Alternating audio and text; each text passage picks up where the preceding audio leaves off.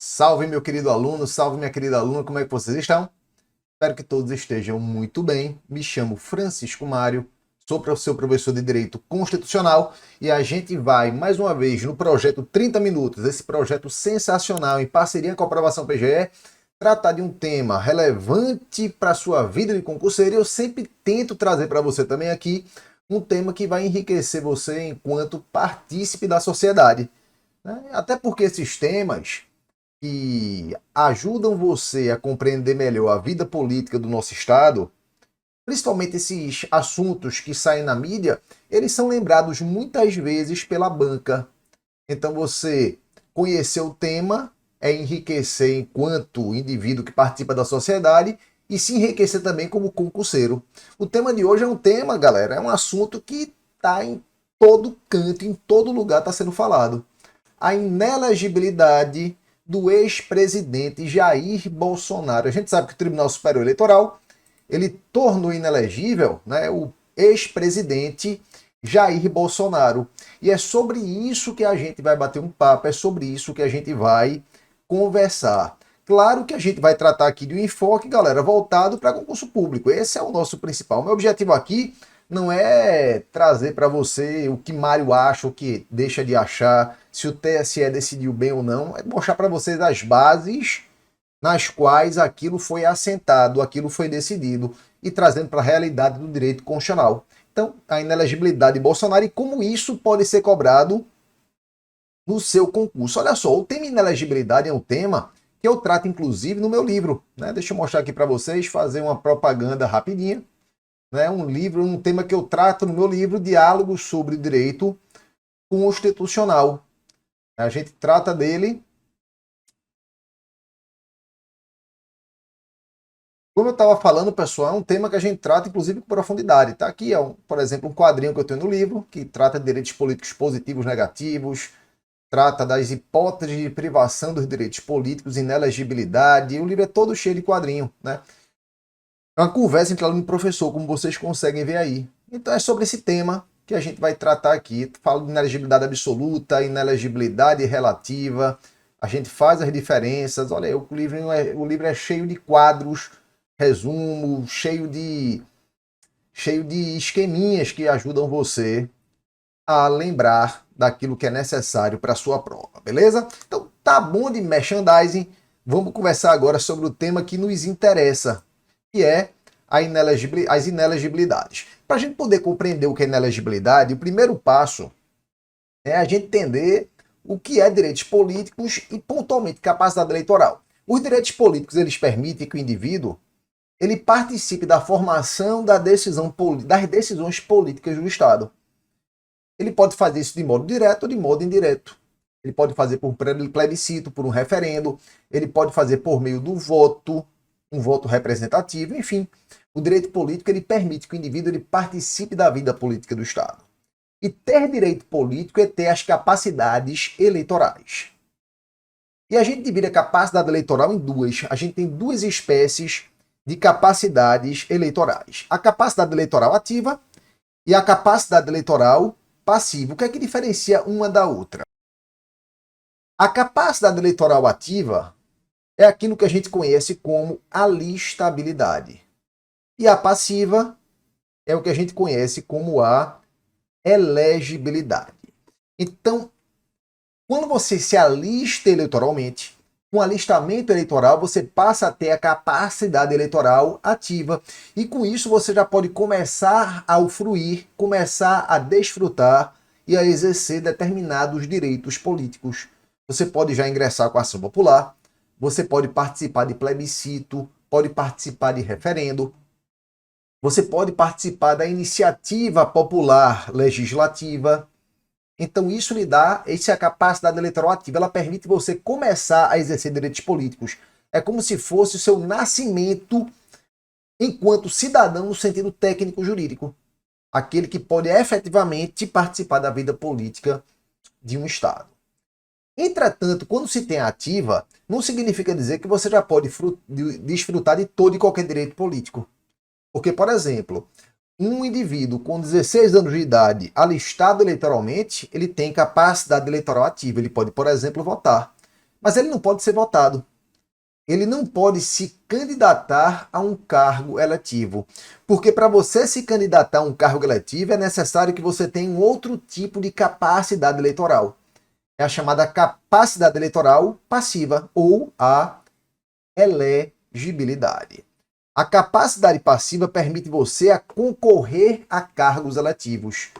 Você vai poder concorrer, por exemplo, a um cargo de vereador, a um cargo de prefeito, a um cargo de governador, de presidente da República, de deputado, de senador, etc. Mas claro que para isso é necessário que o indivíduo preencha determinados requisitos, daqui a pouco a gente chega neles. O que eu quero agora fazer é que você compreenda que a capacidade eleitoral ativa e a passiva se complementam, mas não se confundem. Enquanto a capacidade ativa permite você iniciar na vida política, ou simplificando, permite o direito mais básico, permite o direito de votar. A passiva permite você receber votos. E aí, é importante que você lembre de uma ideia que eu vou passar para você de maneira muito rápida. Olha só, todos aqueles que têm capacidade eleitoral passiva possuem capacidade eleitoral ativa. Mas o contrário não é verdadeiro. Nem todos que têm a ativa possuem a passiva. Eu poderia falar isso de outra forma. Todos que podem ser votados também podem votar. Mas nem todo mundo que pode votar pode ser votado. Dá no mesmo. Então todo mundo que tem a passiva, ou seja, que pode ser votado, tem que ser capaz de ter ativa, tem que ser capaz de votar. Mas nem todo mundo que tem ativa, como por exemplo uma pessoa com 16 anos de idade, alistada eleitoralmente, tem a passiva, porque ela não pode ser votada. Porque para ter a capacidade eleitoral passiva, o indivíduo vai ter que preencher pelo menos 2 requisitos. Primeiro requisito, ele tem que preencher as chamadas condições de elegibilidade. As condições de elegibilidade. E o que são essas condições de elegibilidade? De forma muito simples, são requisitos que o indivíduo deve preencher para que possa concorrer a um cargo eletivo. Essas condições estão aqui, galera, no artigo 14, parágrafo 3º da Constituição. É aqui que a gente encontra as condições da elegibilidade. Então, por exemplo, tem que ser brasileiro, tem que ser alistado eleitoralmente, tem que estar na fruição dos direitos políticos, etc. A gente não vai se preocupar com elas agora. A nossa preocupação é essa segunda aqui. Além de preencher as condições da elegibilidade, o indivíduo ele não pode incidir nas hipóteses de inelegibilidade. Ele não pode ser inelegível.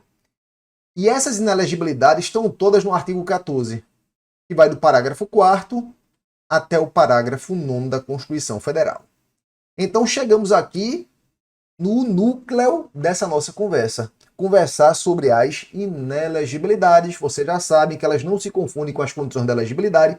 Condição da elegibilidade, o indivíduo tem que preencher. As condições de inelegibilidade, o indivíduo não pode incidir. Se ele incide, ele fica inelegível, ele não vai poder concorrer a um cargo eletivo. Claro que o objetivo da gente aqui não é esgotar o tema, é passar para vocês uma visão rápida, né, para que vocês tenham noção do assunto. E como eu sempre digo, se você quiser que a gente aprofunde, inclusive em alguma condição de inelegibilidade específica, fala aqui para mim. Fala para mim, Mário, olha, trata disso, né, dá a pista do que você quer que a gente vai atender o seu pedido. E sim, eu não falei antes, mas falo agora. Né, segue aqui já o Aprovação PGE, baixa o material, me segue lá no Instagram, Prof. F. Mário, beleza? E simbora, bora continuar aqui. Vamos tratar agora de cada uma das condições de inelegibilidade, bora dar uma passada, dar uma olhada rápida em cada uma delas. Antes disso, a gente tem que fazer aqui uma distinção. A gente não pode confundir as hipóteses de privação dos direitos políticos com as hipóteses de inelegibilidade. Não confundam, hein, galera?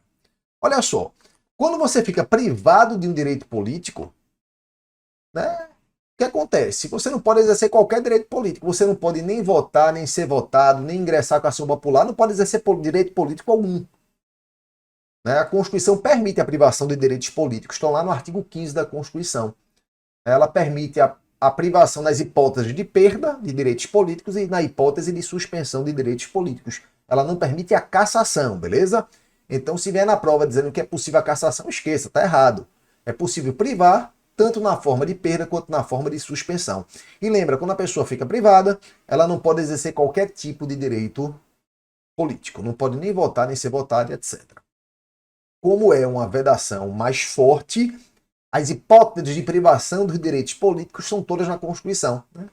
Lá no artigo 15 você encontra as principais. Além das hipóteses de privação, a gente tem as inelegibilidades. A inelegibilidade não é privação de direito político no sentido técnico, porque a inelegibilidade não atinge a capacidade eleitoral ativa, não atinge a capacidade de votar. As inelegibilidades atingem apenas a capacidade eleitoral passiva, a capacidade de você ser votado. Perceberam? Então, inelegibilidade. Quem é inelegível? Pode votar? Pode votar. Não pode ser votado. Bolsonaro ficou inelegível. Ele pode votar? Pode. Ele não pode ser votado. Porque o que ele fica limitado é quanto à capacidade passiva. E as capacidades passivas, elas podem estar na Constituição e lei complementar. Então, aqui um resumo rápido, né? Privação de direitos políticos, lá no artigo 15 da Constituição, afeta a capacidade eleitoral ativa e a passiva, e estão previstas apenas na Constituição Federal. Lei não pode ampliar. Já as inelegibilidades afetam a capacidade passiva apenas e podem estar previstas na Constituição e também em lei complementar. Então a inelegibilidade ela pode ter previsão em lei complementar, claro que tem que ser uma lei complementar federal, não pode ser uma lei complementar estadual, muito menos municipal, porque legislar sobre direito eleitoral é competência privativa da União. Então tem que ser uma lei nacional, o Estado não pode prever novas hipóteses de inelegibilidade, beleza?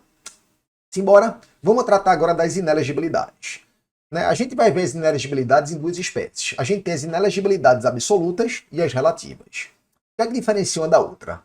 A inelegibilidade absoluta impossibilita, impede o indivíduo de exercer qualquer cargo eletivo.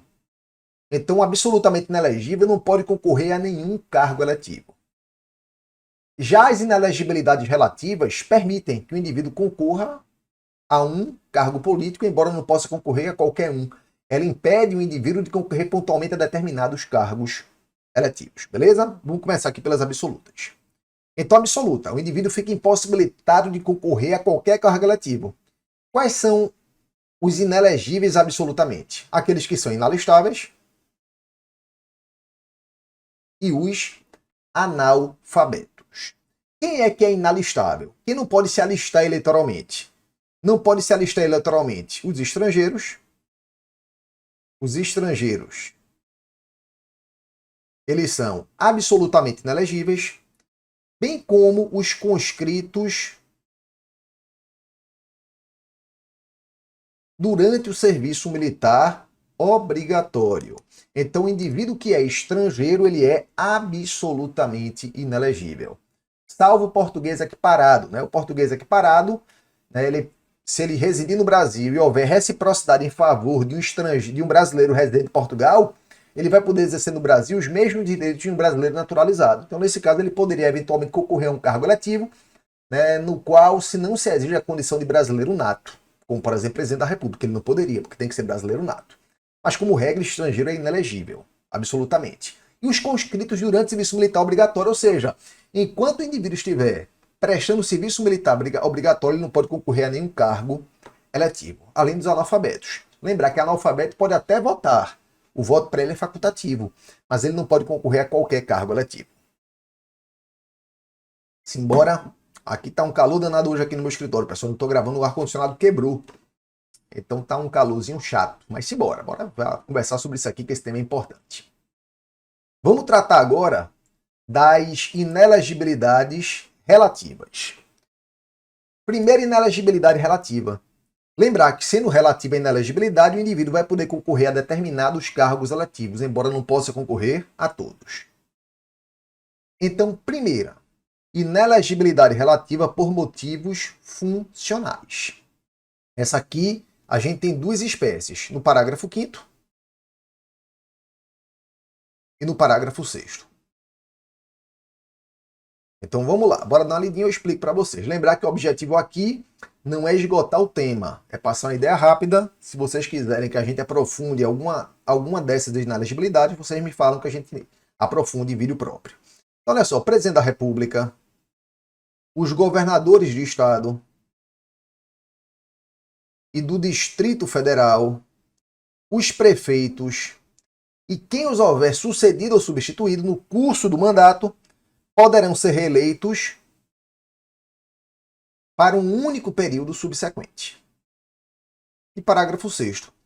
Para concorrerem a outros cargos, o presidente da República, os governadores do Estado e do Distrito Federal e os prefeitos devem renunciar aos respectivos mandatos até 6 meses antes do pleito eleitoral. Então, olha só. Inelegibilidade relativa por motivo funcional. O parágrafo 5º trata da reeleição. O chefe do executivo exerce o mandato. Se ele quiser se eleger para o mesmo cargo do mandato sucessivamente consecutivo, ele pode. Não tem problema nenhum. E para fazer isso, ele não precisa se afastar, ele não precisa se descompatibilizar. Mas ele só pode ter 2 mandatos consecutivos. Para o terceiro, ele fica inelegível. Então, o camarada é presidente da República nesse mandato, concorre à sua reeleição também para presidente da República. Ele pode concorrer? Pode. Ele precisa se descompatibilizar para concorrer? Não precisa. Ele exerce 2 mandatos consecutivos. Para o terceiro consecutivo, ele fica inelegível. Ele pode concorrer a outro cargo? Pode, mas não pode concorrer para presidente da República de novo. O mesmo vale para governador, o mesmo vale para os prefeitos. É inelegibilidade por motivos funcionais para o exercício do terceiro mandato consecutivo. Isso não é possível. Né? Não significa dizer que ele não possa ser presidente 3 vezes. Né? Por exemplo, o nosso presidente atual, Lula, está no terceiro mandato dele, mas não são 3 consecutivos. Ele exerceu 2 consecutivos, passou um tempo afastado e pode voltar a ter 2 consecutivos novamente. Não tem problema. Né? O que não se pode é ter mais que 2 consecutivos. Isso que a Constituição proíbe. O mesmo vale para governador, o mesmo vale para prefeito. Enquanto o parágrafo 5º trata da situação na qual o chefe do executivo quer concorrer à reeleição para o mesmo cargo, o parágrafo 6º trata quando ele quer concorrer a outro cargo. Então o camarada é presidente e quer concorrer agora ao Senado. Ele é governador, quer concorrer a deputado. E assim por diante. Ele é prefeito, quer concorrer a governador. Ou seja, se trata do chefe do executivo que vai concorrer a cargo diverso. Se ele quer concorrer a cargo diverso, a Constituição permite, mas ele tem que se descompatibilizar. Ou seja, se afastar do mandato. E esse afastamento tem que ocorrer em até 6 meses antes do pleito eleitoral, antes da eleição. Então, olha só, cuidado. Do parágrafo 5º, se trata da reeleição para o mesmo cargo. Precisa se descompatibilizar? Não precisa. Mas há uma limitação de 2 consecutivos. Chefia do executivo, hein? Cargo legislativo não há limitação. Parágrafo 6º, trata também da chefia do executivo, mas quando ele quer concorrer a cargo diverso. Se ele quiser concorrer a cargo diverso, ele tem que se descompatibilizar. Ele tem que se afastar. E aí, cuidado com a casca de banana, tem que se afastar em que prazo? Em até 6 meses antes do pleito eleitoral. A prova vai falar para vocês que é até 6 meses antes do início do mandato. Errado, galera. 6 meses antes da eleição, no primeiro turno, no primeiro domingo de outubro, você computa da data, conta 6 meses para trás, né? Ali ele já tem que estar afastado, beleza? Bora para mais uma inelegibilidade. A inelegibilidade por motivos de parentesco. Por motivos de parentesco. Essa também é chamada, galera, de inelegibilidade reflexa. Por motivos de parentesco ou reflexa. Isso aqui mereceria um vídeo só sobre ela. Mas bora falar rapidamente aqui.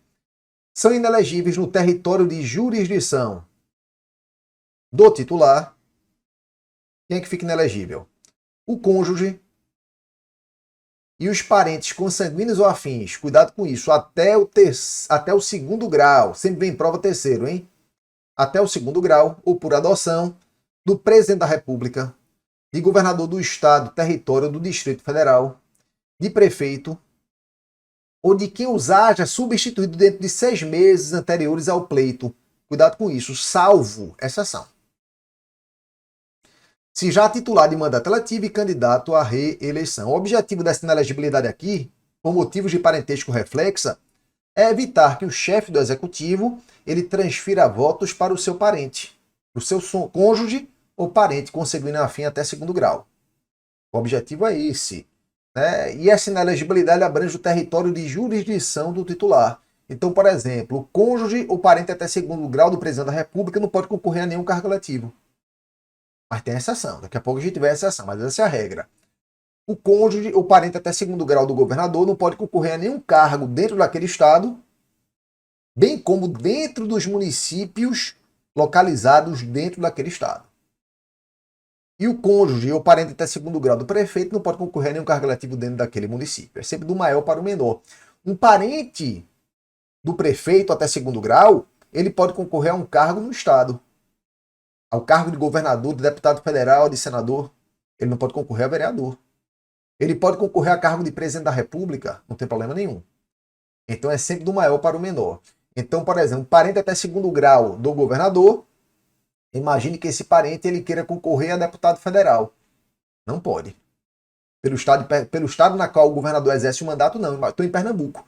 Um parente da governadora de Pernambuco quer concorrer ao cargo de deputado federal ou senador. Pode, como regra, não.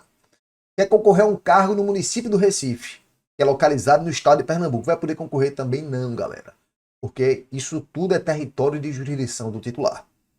Essa é a regra, mas vem a exceção. Qual é a exceção? Se o parente já for titular de mandato eletivo anterior e quiser apenas se candidatar à reeleição, aí ele pode. Porque se entende que se ele já tinha um mandato eletivo anterior e ele quer tão somente se candidatar à reeleição, significa que ele conseguiu se eleger por esforço próprio, sem depender de votos do chefe do executivo, de transferência de votos do chefe do executivo.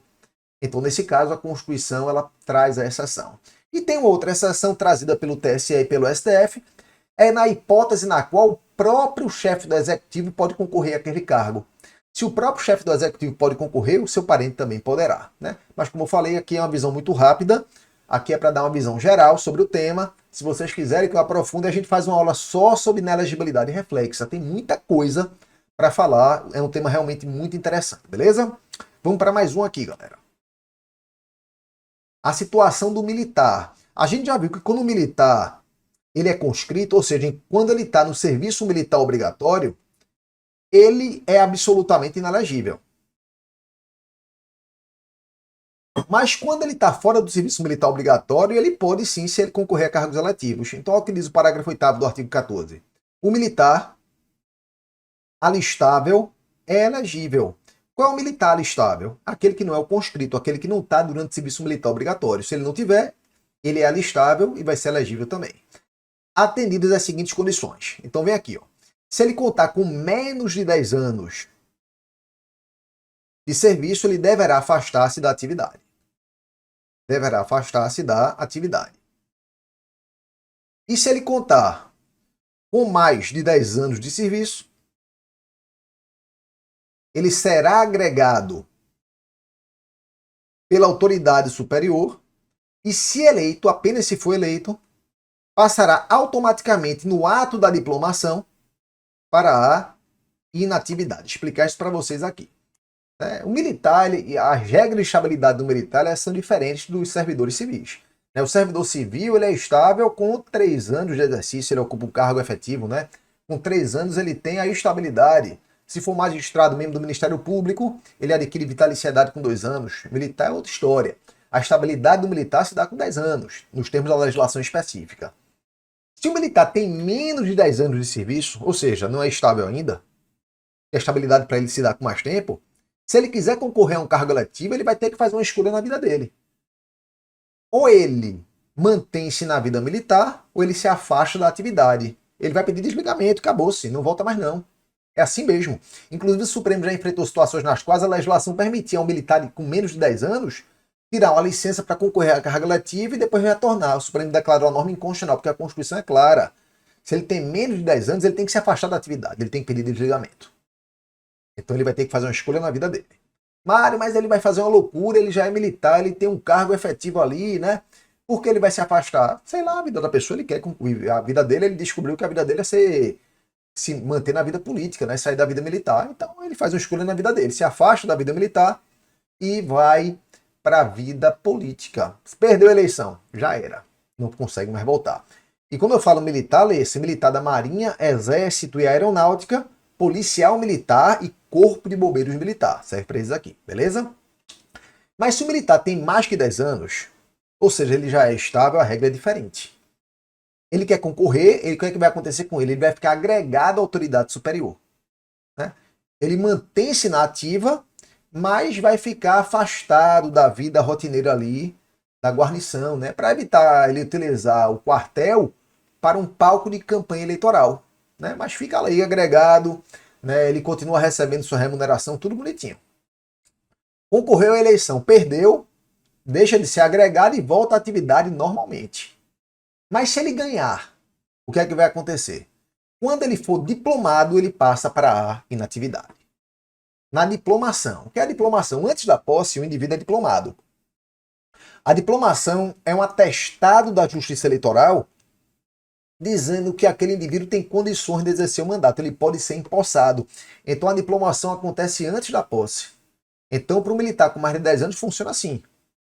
Vai concorrer, fica na condição de agregado, ou seja, recebendo remuneração, tudo bonitinho, né? Mas sai ali da vida rotineira do quartel para evitar fazer do quartel um palco de campanha eleitoral. Perdeu, retorna à vida normal dele, como militar. Ganhou.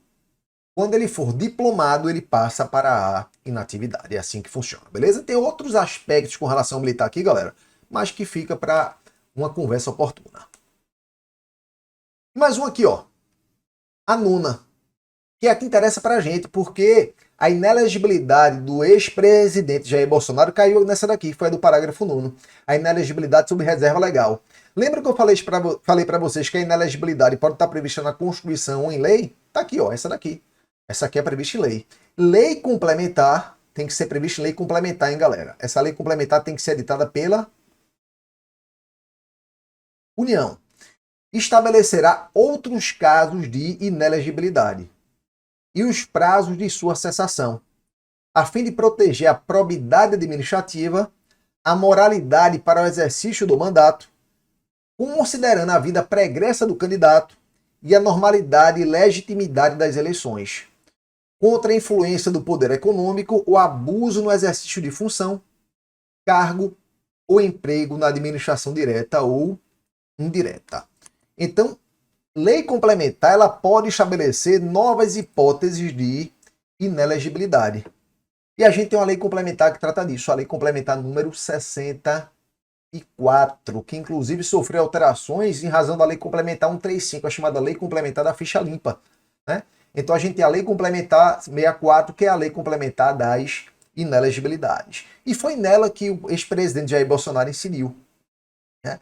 Se ingressou junto ao TSE com a ação de investigação na Justiça Eleitoral, né, ação de investigação na Justiça Eleitoral, a AIJE, e nela, né, o ex-presidente, ele foi condenado por maioria. Trouxe aqui um trechinho do voto, o voto é muito extenso, né, tem 457 folhas, né, mas aqui, ó, o dispositivo aqui, no mérito, julgo parcialmente procedente pedido para condenar o primeiro investigado, Jair Messias Bolsonaro, pela prática de abuso de poder político e de uso indevido dos meios de comunicação nas eleições de 2022, e em razão de sua responsabilidade direta e pessoal pela conduta ilícita praticada em benefício da sua candidatura à reeleição para o cargo de presidente da República, declarar sua inelegibilidade por 8 anos seguintes ao pleito de 2022. Né? Então, aqui quem tiver curiosidade, isso aqui tem disponível no site do TSE.